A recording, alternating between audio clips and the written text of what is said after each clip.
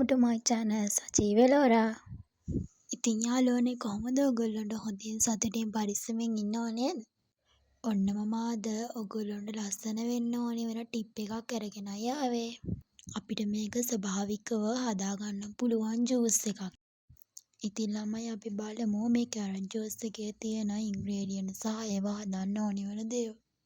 Carrot ගත්තාම vitamin A, C, B6 වගේ vitamin වර්ග තියෙනවා. ඉතින් මේ කැරට් අපිට ප්‍රතිශක්තිකරණයට වගේම අපේ හම හිසකැස් වර්ධනයට වැදගත් වෙනවා. හරි යාළුවනේ අපි දැන් බලමු මේ කැරට් ජූස් එක හරි විදියට හදාගන්නේ කොහොමද කියලා. මේකට අපි සාමාන්‍ය ප්‍රමාණයේ කැරට් ගෙඩියක් ගන්න පුළුවන්. ඕගොල්ලන්ට ඕනේ හදාගන්න ඕන වෙන ප්‍රමාණයකක් ගන්න. මම අද ඔන්න ඔය ප්‍රමාණයකක් තමයි ගන්නෙ. අපිට මේ කැරට් එක පොඩිවට පීයෙන් කපලා ගන්නත් පුළුවන්. නැත්නම් අපිට ග්‍රේටර් එකක් භාවිතා කරලා පොඩිවට ග්‍රේට් කරගන්නත් පුළුවන්.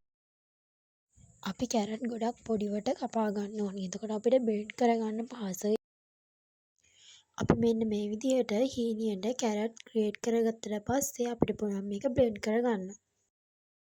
අපි මේක බ්ලෙන්ඩ් කරද්දී වතුර ඇඩ් කරගන්න ඕනේ. ඒකදී ඔයගොල්ලෝ ගන්න කැරට් ප්‍රමාණය අනුව ඇඩ් කරන්න ඕනේ වතුර ප්‍රමාණයත් වෙනස් වෙනවා. හොඳින් බ්ලෙන්ඩ් කරගත්ත අපේ මේ ජූස් එක පෙරා ගන්න ඕනේ. අපිට දැන් ඔන්න ඔය විදිහට තමයි අපේ ජූස් එක ලැබෙන්නේ. ඊට පස්සේ අපේ මේ ජූස් එකට දහි ඇඩ් කරගන්න පුළුවන්. ඕගොල්ලන්ට මේකට නාරන් ලෙමන් ගන්නත් පුළුවන්.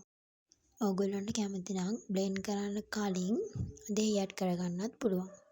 අන්න යාළුවනේ අපිට ඔන්න ඔය විදිහට අපේ ජූස් එක හදාගන්න පුළුවන්.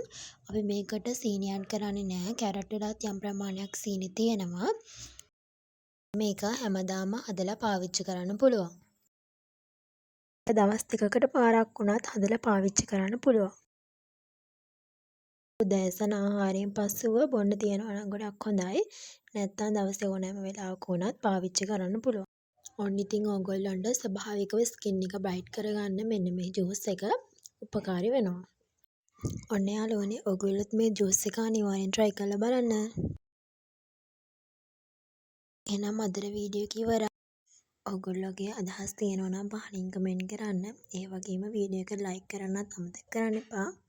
මේ වගේ ලස්සන බියුටි වීඩියෝ බලන්න මාව subscribe කරලා ටච් එකේ ඉන්න. එහෙනම් යාළුවනේ පරිස්සමෙන් ඉන්න. See you next time. Bye bye.